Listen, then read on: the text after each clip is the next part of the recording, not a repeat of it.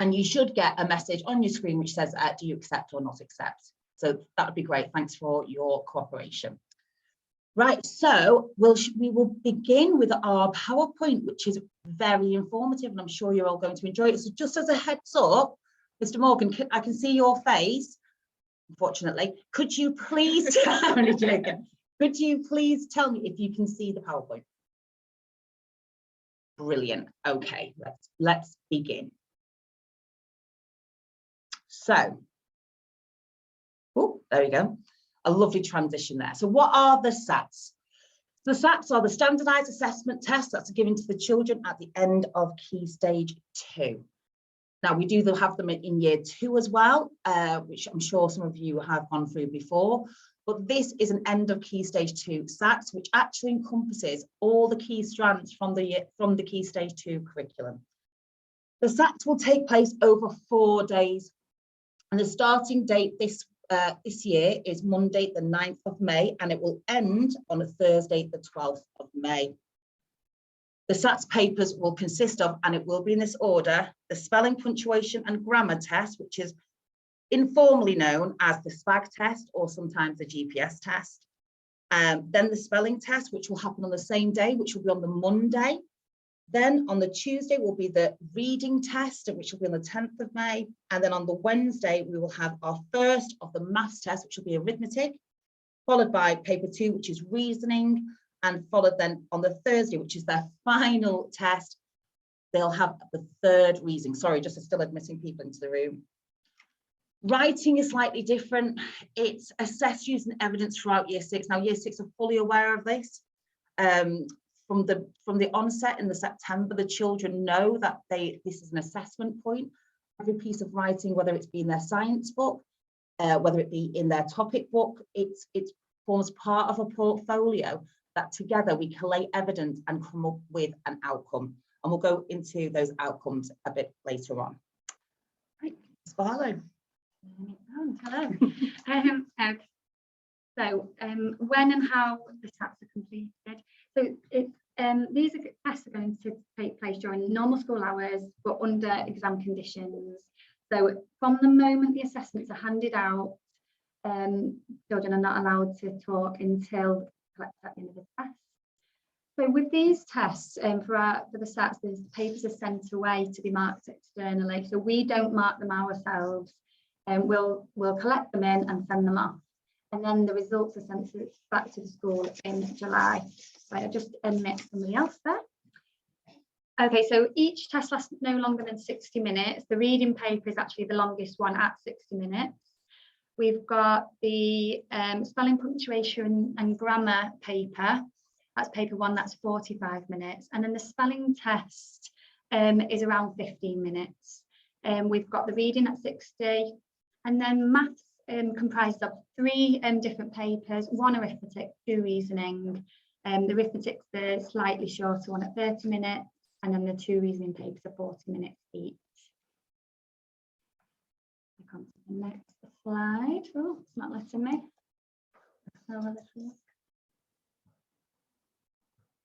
Oh, there we go. Nice transition there.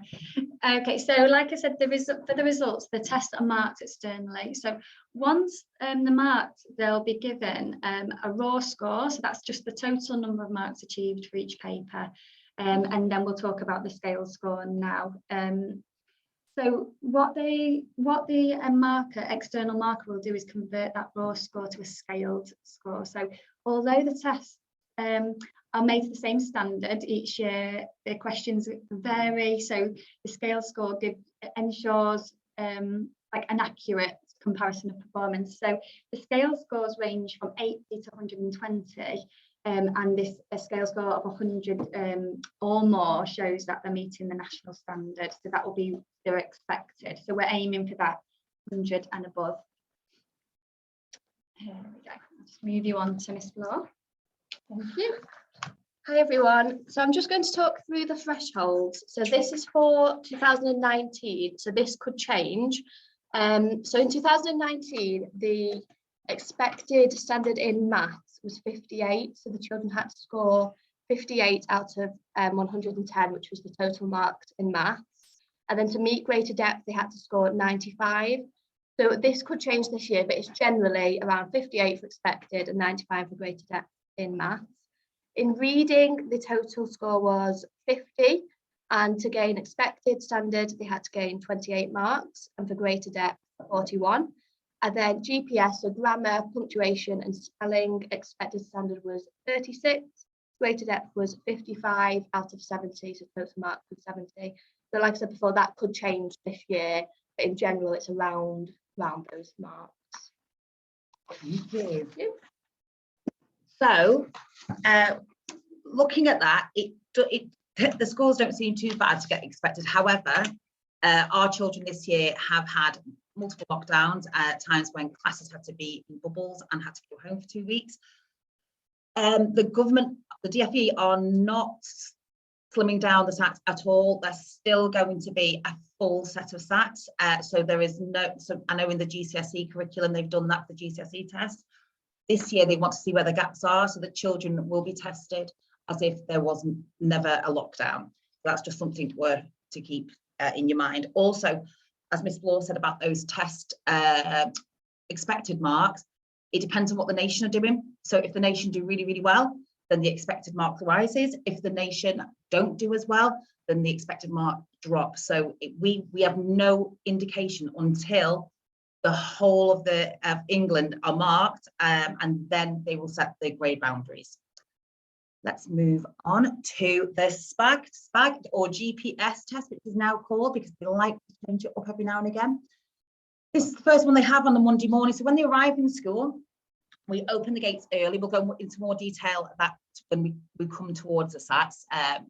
We get them in, we give them a little snack, we give them a drink, make them feel really, really calm. We do wake and shake. Even Mr. Morgan does a bit of a dance, which is alarming. However, the children feel nice and relaxed. Once they're in, and I'm sure you can all agree, they feel different when they're with the peers, because I know myself, if I'm anxious about something, if I go into a situation, once I'm with my peers, it does calm the situation down. So Monday morning, get here on time, and that's really, really paramount. The paper one focuses on all 3 elements of spelling, punctuation and grammar. Now, the thing about the SPAG test, the GPS test, and I'll go in between the two, because some of you will know it as SPAG, some of you will know it as GPS, they're both the same thing, is that if the children answer a question, and there will be tricky questions about semicolons, colons, subjunctive forms, progressive forms, really, really meaty things, if they spell anything incorrectly in that test, they won't get the mark. Now, in the reading test, if they answer a question and they spell something incorrectly, they will get the mark. So in the SPAG, in the GPS test, they have to punctuate everything carefully. So if they've got to think about a sentence using an active voice or a passive voice, each of those sentences have to be punctuated correctly and spelled correctly. So we say to the children, keep it as simple as possible when answering those questions, because you don't want to be using words like kaleidoscope and then falling down on something. That is a really hard thing to do, to write in the passive and active form, but then they fall on the spelling. So that's something really important to know. The spelling test comes after the GPS, so it's on the same day. We give them a little break to kind of like, get around. They have a bit of a chat, they walk around the halls, and then we sit into our spelling test. Now, the spelling test usually takes about 15 minutes, but there isn't a set amount of time.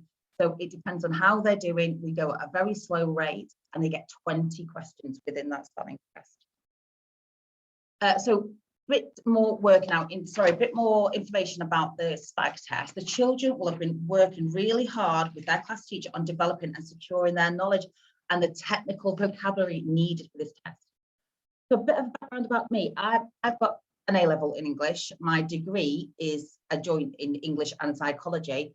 And some of the questions that the children ask, I didn't even study at degree level. Now, honestly, when they come home and they'll be talking about subjunctive form, or when they come home and they talk about passive and active, they've got very quick ways of remembering it. And it does have a huge impact on their writing as well. So although these terms are really tricky, there are very creative ways that we've developed in enabling for the children to learn them very, very quickly and at rapid recall. So the test focuses on grammar terms, word classes, functions of sentences, combining words, phrases and clauses, verb forms, tenses and consistency, punctuation, vocabulary, and standard English and formality, which is basically your subjunctive form. Now, the children have been given last week a revision sheet. There'll be some very weird and wacky things on there like Beyonce and zombies. Ask the children to explain that to you. It's just the way we're teaching it so that you have an interesting way of learning about all of these different technical terms. So that will be coming home this week for you. Also with the spelling, we're sending home the whole year spelling, not to learn, but just every 10 minutes a day, just going through things, but we'll go more into revision techniques. So that will be coming home as well. So you'll have the complete syllabus in grammar, punctuation, and spelling, which will be delivered home, children. They've already started working on it in class. This is an example from the SPAG test. So as you can see, tick the sentence that must end with a question mark. That will be one of the earlier questions, one of the more accessible questions. As you can see, it's number 1. So it sets them off at a nice pace already, things that they know quite quickly. Question marks it's actually a year 2 objective. As you can see, it does cover from year 2 to year 6, all of the objectives of the curriculum. Question 8 says insert a relative pronoun. Now they've got a very quick way of doing that, understanding what a relative pronoun is. And then for question 34, explain how the comma changes the meaning of the second sentence. So when we get up to about question 30, that's your mastery questions. They're always harder towards the end. They really try to test the children's knowledge at a real mastery level. So one of the questions from last week's test was spot the adverb in the sentence. The sentence was, I like this teddy best. I like this cuddly teddy best. Now the children will have naturally gone to cuddly because they'll have been told that most adverbs end in ly, but actually the answer was best. So it really does test mastery of their knowledge. Okay, so the spelling test will look like this. There'll be 20 spellings. We read out the spelling first, then we read the spelling in context. Obviously, if it's a homophone, there would be a difficulty with that. And then they'll get the spelling repeated again last. We also say at the end to make sure if they've missed any that they can put the hand up and we can go over it with them.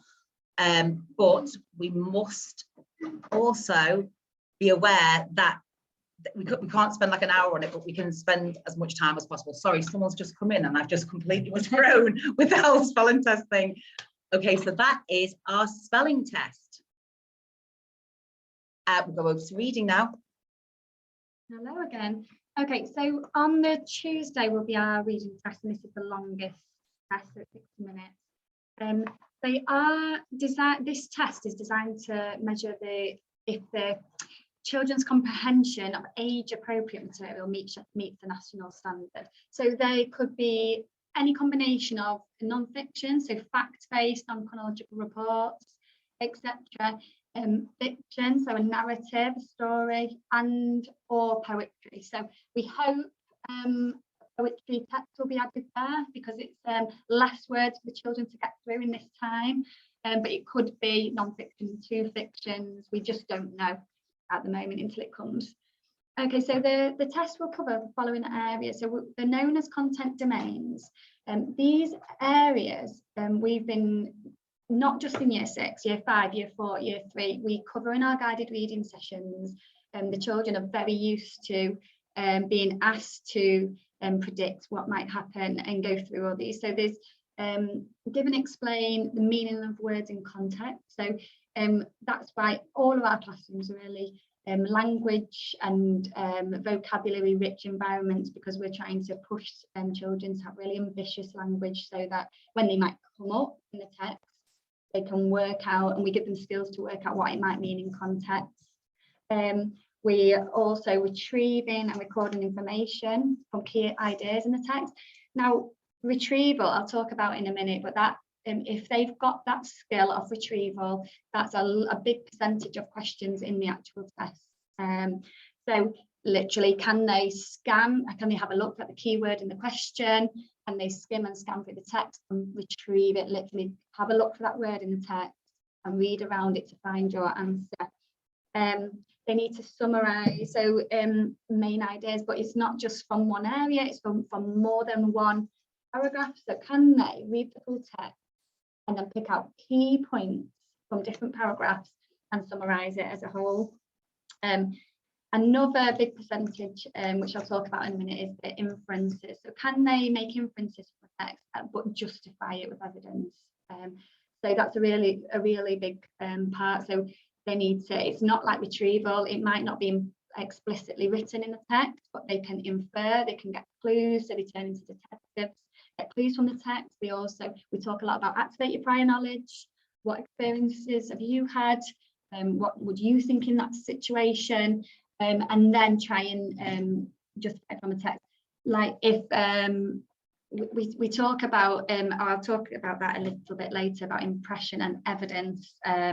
If, say, Miss Walls now was yawning, I would infer that she was tired, and the evidence was that she was yawning. So we do a lot of work on that, a lot of acting that out. They need to be able to predict what might happen from details stated but also implied. So it's going back to our inference skills again. And they're looking at how all of the content contributes to meaning. So we're really focusing on author intent. So what themes are running through the text, and how does that contribute to the overall meaning? And again, through word choice. So how is it enhanced through the author's choice of words and phrases?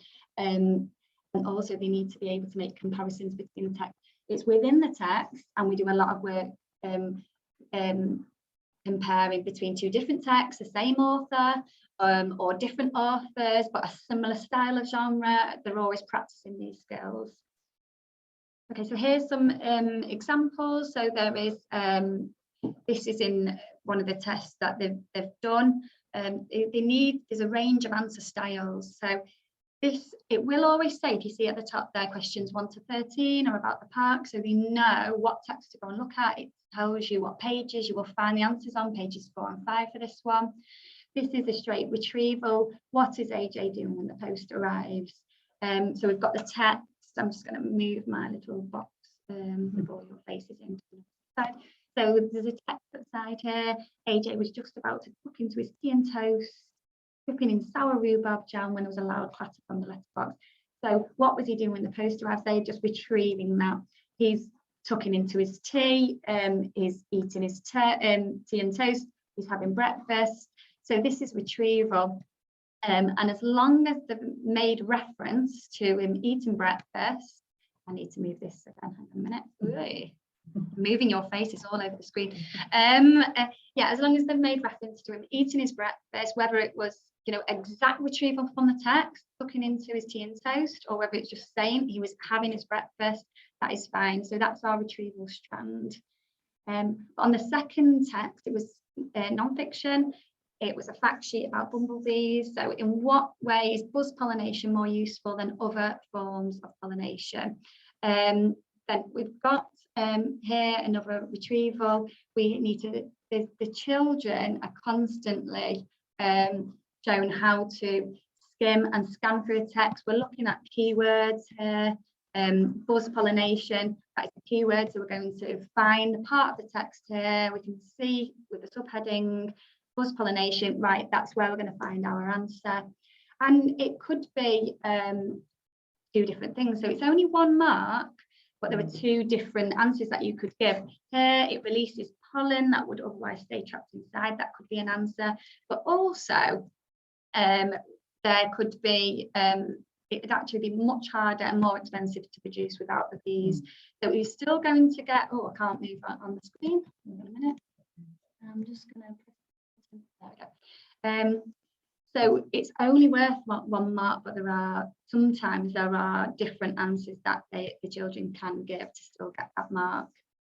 Then the third text on this one, the third one's of this one, music box, this was a tricky one. So we're looking a lot at the moment with children about impression and evidence. So like I said before, my impression of Miss Wells, my impression is she was tired, and the evidence was she was yawning. So we're constantly going through this process of getting children to scan through the text. What impressions, what points can we got, what ideas have you got about a character maybe, or maybe the description of a place or a house, but we then need to go and find the evidence. So it says here, what impressions do you get of Piper's house?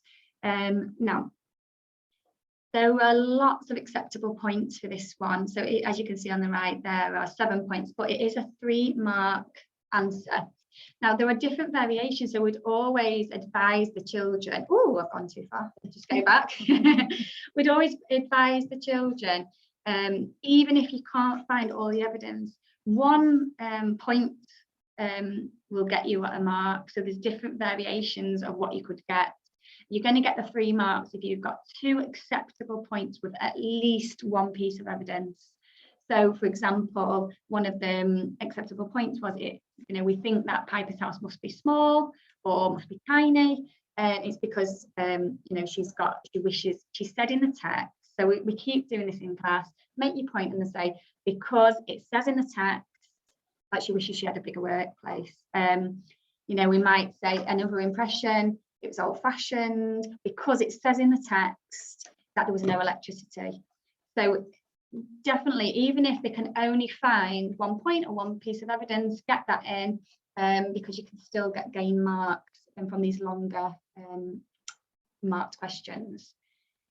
Okay, so like I said earlier, there are different percentages of the types of questions that are the most popular. So having a look at the 2019 reading SATS paper, 12% of marks could be gained from answering questions involving giving and explaining the meaning of words in context. So that's why we do a lot of language and vocabulary work, so that children are able to put words in context, even if it's a new word.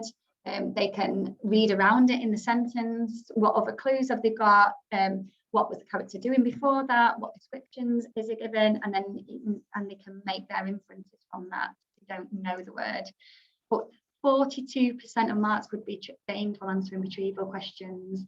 So it's a really key skill, and that's why we're constantly saying we've had the highlighters out, like highlight the keywords in a question, find that in your text, and around that area you will find your answer, and you're literally retrieving that from the text.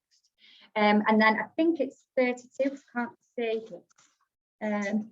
36% of marks could be gained from inference style questions. So that's why we do a lot of detective work. Use your clues, activate your prior knowledge. What do we think is happening when it's not always implied, with the retrieval questions. So if we're in year 6, the 10 and 11, lots of children are reading to themselves at home now, but when they are reading the book, maybe ask them, oh, what's been happening, what who are the characters, what have they done, how do you think they felt then? Ask these types of questions. Or if they read you a page, they go back, oh, who was he with on then? Can you retrieve, can you find the people that character was with? How do you think they felt? These type of questions, just occasionally, just to keep them learning these skills at home. Okay, so I'm just going to move on to maths, so I'll pull you over to Miss Bloor. Okay, so moving on to maths. So on Wednesday, the 11th of May, the children will sit the arithmetic test, which is 30 minutes, and then they'll have a break, and then they'll sit reasoning 2, which is 40 minutes. And then on Thursday, they'll sit reasoning 3, so paper 3, which is also 40 minutes, and then they'll all be finished. Okay, so paper 1, arithmetic test. So this test has a total of 40 marks. So the test covers the 4 operations: addition, subtraction, multiplication, division, including order of operations requiring BIDMAS, percentages of amounts, and calculating with decimals and fractions. So you can see in this question here, it's a 2-mark question. So it's really important that the children show they're working out. So even if they get the answer wrong, if they have the right method, they will still get a mark for their working out. There we go, there's the mark scheme. You can see that it says there, award 2 marks for the correct answer, but they will be able to gain 1 mark for the correct method as well. Okay, so there's some example questions here, which are 1-mark questions. So the total is 40 marks for the arithmetic test, and the children get 30 minutes. So that's not enough for 1 minute per question. So some questions, if possible, should be solved mentally, which is why it's really important that the children can confidently recall the times tables. So even if they're just going home and spending 10 minutes at home recalling the times tables, that's going to make a huge difference, especially for the arithmetic test. Okay, and then there's the working out, and then it's really important to put the answer in the box. Okay, so here's just some more example questions of the arithmetic paper, some 1 mark and some 2 mark questions. So again, showing the working out, we'll be able to gain them 1 mark if you get the question wrong. There's some examples here of fractions. So when we analysed the test last week, so they did the mocks last week, we could see that lots of children struggled with fractions. We're going to be doing lots of work on fractions and percentages and decimals this week. Okay, so paper 2 and paper 3 are the reasoning tests. So they'll take place on Wednesday and Thursday, the 11th and 12th of May. And these tests have a total of 35 marks each. So they'll cover lots of different topics such as number and place value, Roman numerals, 4 operations, statistics, measurement, algebra, ratio and proportion, fractions, decimals and percentages. So we've really analysed last week, really analysed the test, and we're able to see the gaps. We're going to spend lots of time over the next few weeks to really go over the gaps, what the children are struggling with. So there's some more example questions here from paper 2, the reasoning questions. And generally, as the paper goes on, the questions do become more difficult. And we really encourage the children, if they are stuck, if they're really struggling with a question, just to move on and come back to it at the end if they've got time.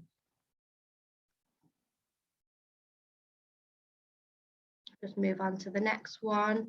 So this question here, circle the prime number and explain how you know that the other numbers are not prime. So this is a question where the children will need to justify their answer, their reasoning. And then this is an example from paper 3. So this is a pictogram question which is covered in the year 3 and 4 national curriculum. So they're just quick 1 mark questions. And just move on. Okay, and then finally here, this is a 3 mark question in the paper 3. So this is a multi-step word problem where the children, it's really important that they show the methods. And again, if they don't get the right answer, as long as they've shown the right methods, they will be able to gain 1 or 2 marks. So in the reasoning paper, the questions range from 1 to 3 marks. And it's really important that they show that multi-step approach. Move on to Mrs. Walls. Oh, Miss Barlow. Oh, Miss Barlow. Okay. Yeah, so we thought we'd just speak to you about how to support your children in preparing for SATS. We are trying to encourage them as much as possible. I know it's an anxious time, but within school it really is a nurturing environment. We've really thought carefully about the children's individual needs, who can cope to do it in the hall with their peers, who might need a more focused room where they've got no distractions or where they feel a bit more comfortable. And like Miss Wall said before, we'll be doing wake and shakes and opening early, putting on some breakfast, really making it a nurturing time for them, so know how anxious it would be. So what we would suggest to you guys at home is not to use past papers, because we're going to be using past papers in school to prepare the children. So if you've really hammered one, say 2017 paper, we analyse every time they do tests. We are analysing, we are assessing it, we are reviewing it, and we might think that they are really secure in an area, and it's only because they've learned that question in that test. And then we might focus on a different area. So just we wouldn't do them justice if you're going to be doing those papers at home. So we advise you to attend any meetings that you're doing now, or anything we send home, have a read through so you're really up to date and you feel comfortable with what is going on. just talk to us. We're on Dojo. You know, you can approach us at the door. We're on Dojo. If anything pings in chat, even after you've come to this meeting, but you might think of a question afterwards, just message us on Dojo and we will get back to you. We want to make sure that as well as the children feeling comfortable, the parents are as well. And encourage your child to talk to, you know, if they're feeling anxious, talk to their teacher or the trusted adult. It doesn't have to be their own class teacher. There's amazing teaching assistants in year 6 that I know a lot of the children feel that they can approach. You know, it is normal to feel anxious, and they can just, as long as we're talking about it, we can find ways to make everybody feel a little bit better. Make sure there's a quiet space at home, which I know is really difficult because I have the same issue with at home with my boys. It's a very loud house. So I try my best to create areas or times of the day where this is their time for quiet and to study and to focus. And also, you know, they want to, it's hard these days, and children on their downtime, they want to have screen time, they want to be on gaming with their friends, and this is an important aspect of that socially. However, you know, reducing screen time, giving them time outside, get fresh air, you know, it helps them for being able to get to sleep on time and being fresh for the next phase learning. And yeah, that leads on to our getting a good amount of sleep, eating and drinking well, which I do. I really have to force my son, he's just in year 7 now, just to keep drinking, you know, make sure that you're drinking when they're just so focused on what it is they're doing.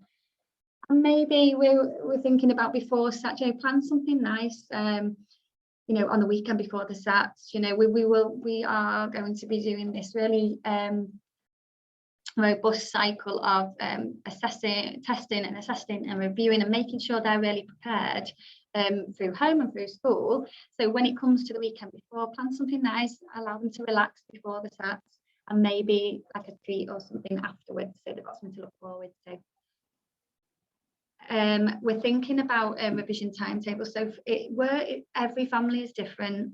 We've got really busy lifestyles. There's different things in the evenings that you need to do that are important. You know, not just about the SATS, it's important to your family and your communities. So, you know, you have to find a revision timetable that works for you. There might be, you know, you might try and get a longer session, just one day a week, just to get it hammer it all, or you might find, you know, short sharp bursts easier. And we were talking about this earlier about what things we've got access, your children have got access to through school. So the timetable rock stars, just short 10 minutes per day, it just really picks up their recall skills, and we know it underpins all of maths if they can recall their timetables. Just keep it light, you know, going over the key skills as you're cooking, as you're shopping, be chatting about it, get them to pay for things in the shop, get them to work out the change. Just this mental maths, keeping their brains going is a good way to keep it light. You know, avoid the past papers. There's loads of things online or cheap, and lots of them are free for parents available, where you don't need to be going to the old past papers. Okay, I'll just pop you back to Ms. Rawls. Yeah, that's a really good point about the past SATS papers. There is, and we've given out SATS Bootcamp, which is an amazing resource that School have bought themselves, and Monster SATS as well. So they've got plenty to be getting on with the home. When we're talking about the SATS papers and not to use them, it's the government ones. So it's the DFE past papers. So yeah, anything else? I know that we've used a lot of CGP in the past. That's also really helpful as well. And they've got really good books, which are like 10-minute comprehensions, because what we have noticed is because of the word count in the SATS, it takes a lot to get to the end of it. So they've got 3 texts. So those 10-minute, and I don't work for CGP, by the way, I'm not getting any money from them, but the 10-minute CGP quick comprehension tests are really, really good. So we know as a school, we pride ourselves in the whole child, and we value every single child and every single child's ability. We're the biggest advocates of BOO, which is be you, be yourself. So we are very aware it's not all about maths and English, and it doesn't reflect how talented your children are at science, geography, art and PE, because in agreement, this year 6 are special. They are an amazing cohort of wonderful individuals that when we come in on a Monday morning, and you might have that Monday morning, after Sunday, as soon as they walk into our lives, it makes it all better. They are just so invested in doing well. They've got amazing personalities, and just always remember the SATs don't judge those aspects. And they don't tell the whole story as well.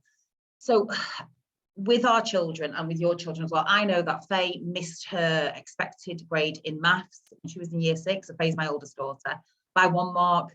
And she was so upset about that, but she'd made so much progress from where she began. So it doesn't tell you where they came from. And I could not believe going through the test papers last week, and we were all the same. The amount of progress those children have made in year 6 is phenomenal. And they are honestly, utterly an inspiration to us all. So when you get the results, when that actually happens, we get the results first. We tell the children first because they're very anxious. And obviously we then report it back to you as well. You'll get a letter home that night with the information in. But we make sure that we show them the progress they make. So the story that they've got in their head is they've done well, regardless of what a piece of paper says. Right, so I'm going to stop screen sharing now, and I'm going to go across to Mr. Morgan. That's okay, Mr. Morgan. I really appreciate that, Mrs. Rawls. I think what I want to start off by saying is, I think one of the keys to leadership is putting the right people in the right place at the right time. And honestly, I just can't impress upon you all enough as parents how we've got the 3 just best teachers to be in year 6 at the moment. So 3 passionate teachers who care for your children and know their subjects. And honestly, I'm so proud of them. So that's what I want to start off by saying first. I want to thank you guys for coming. And also your children. So everything Claire's just said is true. Your children are extraordinary, got extraordinary attitudes, and it's a pleasure working with them. Every year is a pleasure, but this year, honestly, is particularly a pleasure. I wanted to just briefly, and I do mean briefly, talk about what I think you can do to help your children. And I didn't see the presentation, Mrs. Barlow, so I'm sorry that I'm repeating some of the things that you have already said. So what you probably don't know is that at King's Road, we work really hard for every one of your children. We have done the whole time your children have been in our school. So myself and Miss Grimsley carefully analyse all the statistics, and then we meet with the teachers every term.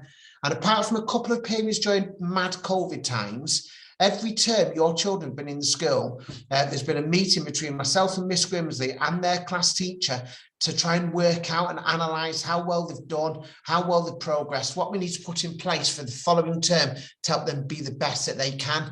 And because we have such sophisticated in-school data, we're able to say that last term across the school, the children made 73% above the expected rate of progress, which is just phenomenal. It's absolutely outstanding. Now, despite that, the bad news is when we look at R, so R stands for age-related expectation. When we look at Christmas and how many children are where they should be, those aren't good results, and it's understandable. So we've got a school with a diverse school with children who are potentially EAL learners. We've had 2 years of lockdown. The result of that is the proportion of children meeting expected in reading in year 6 was 50%, compared previously in 2019, it was 72%. So there's a 22% gap because of COVID, despite the excellent remote learning offer that we had in place. And in writing, it's worse. So 40% of children are expected compared with 2019, which is 71%. And in maths, it's 47% compared with 71%. Why do I tell you that? So that was at Christmas. That is because despite the efforts we've all put in, we've got to roll our sleeves up, and the children have got to roll their sleeves up, continue to do so, to really focus to help them be the best that they can be. And it's the same in every school. Every school is the same as us, that those children who are attaining it expected is massively below where they were pre-COVID. That's why the government have invested so much money into tutoring and all extra stuff all over the place to try and help accelerate progress. Now, as a school, every year we set priorities, things that are going to strategically help our school. And I just think this first thing is fundamental for you guys, and it's conversation and enrichment. So our children, when they sit the SATs, they'll come across vocabulary and language which is unfamiliar to them. So it might be terms such as a mousetrap or a lighthouse. There's an infinite number of nouns and verbs and adjectives that they could come across that they've never heard before, which actually acts as a barrier. So what I'm asking you all to do, and the whole staff have been doing all this year, is very simply converse with the children, chat to them and give them enriching opportunities. Go to Longford Park, go to Salford Docks, go to the Museum of Science and Industry and talk to them while they're there, so that we are developing their language. So should these words come in SATs, they've got some familiarity with these words. I do remember this. I ask you to engage with any intervention that's offered. So all of us across the board are working tirelessly and exhausted, which is fine, trying to give your children the best opportunities possible. So we're all starting doing tutoring at 8 in the morning till after school. There's all different interventions that's going to happen as we progress.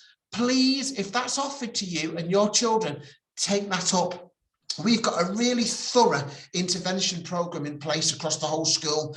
During school, in the Pupil Premium Pledge, an intervention program called T20, where we're targeting 20% of the children, tutoring before school, after school, all these different things. So really hop on that. And punctuality. So I'm hopefully going to write a newsletter today. And one of the things I want to write in it is about punctuality. At the beginning of every day at school, we've got 30 parents that are in dropping their children late off every day. We don't start learning maybe 10, 15 minutes in. We start from that very first moment. So if you're, and I don't know if any of you guys are here, this is not a veiled attack at anybody, but if you're late, please stop that tomorrow and make sure your children are in on time learning from minute one. And as I say, I'm going to put that into the newsletter. I've started to think about fundamentals for children to get expected in maths, reading and writing. Across the country, thousands of children, like Faye, will miss out on expected by just 1 mark. There will be children in our school will miss out on expected by 1 mark. And these tips that I'm talking about are to try and address that, so that it's not your children miss out by this 1 mark. I think maths, there's 3 core areas that facilitate children get expected, and I've put them there. So the first one is O and P. That stands for organisation and precision. So the children need to organise their work and be precise. There's no point being first in the class and getting every question wrong. You may as well not sit the paper. It's important that the children are precise and get the marks right. The second thing is times tables. I truly believe that it's very, very unlikely that your children get expected if they don't know their times tables. And we can do them till we're blue in our face. It's a bit like swimming, to be honest with you. It's something that actually comes to you guys at home, to give them the time to learn their tables. So the key tables are the 6, 7s and 8s. And I think it's about writing those tables down, practicing the first 3, 12, 18, covering up 3, 12, 18, and then the next 2, and then the next 5. So they're rehearsing these tables and getting them into their head. So I'm going to reiterate, if they don't know their tables, they're probably not going to get expected. Now, in school, Miss Bloor and I have designed this process where we look at the fundamentals. That's the 4 operations, basic geometry, basic timetabling, all that kind of stuff. And we want to make sure the children know those fundamentals. If the children know OP, times tables, fundamentals, they're going to get expected.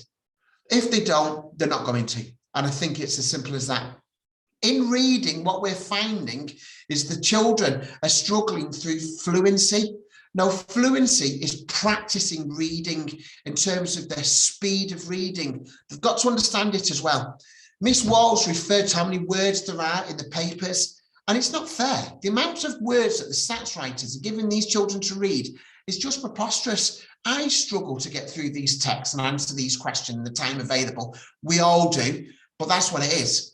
So what we're asking you to do as parents is increase the children's fluency, and that is practice, practice, practice, so that they are reading with speed and taking in, because the danger is that you read quickly and you don't take anything in. Well, what's the point then? So it's reading with speed and taking in, and that only comes through practice. Now, we try to do it in school. We pull readers in, the teachers read with them, TAs read with them, but nothing is going to replace that practice between you and your children. You want to help, and I'm asking you all to help practice that fluency. And this is just something that I've learned from Miss Rawls, and that's Pepe. What that means is, when you're hearing your children read, ask them questions, and they need to give a point and evidence. It's not enough to give the opinion. I know you talk about yawning. The evidence is the yawning and repeating that twice. And then in writing, the last things I'll say is there's no point practicing bad habits. If you just ask your children, go and write a diary and go and spend 30 minutes writing a diary, it's pointless. Matthew Syed is now a politician. He was a table tennis player, and he talks about 1,000 hours. And he says golfers, they might think they're practicing golf for 1,000 hours, but if they're practicing bad habits and just walking around the course, they're not getting any better. It's better just to practice that shot and improve that shot. And it's the same with writing. It's more important to practice good habits and few good habits than just letting them go off and write. Is pointless. And you won't believe how important handwriting is. So the SATS markers, and we mark our SATS ourselves, and we get moderated in terms of the writing one, we have to make sure that they are writing a cursive, fluid style. If they don't, then it's less likely that they'll get expected. And that's all I've got to say. Over to you, Mrs. Wells. Thank you very much. So I'm going to turn the recording off now and just see if there's any questions. I know we've got a few in the chat box. So I'm just going to turn the recording off now. And if you want to ask a question,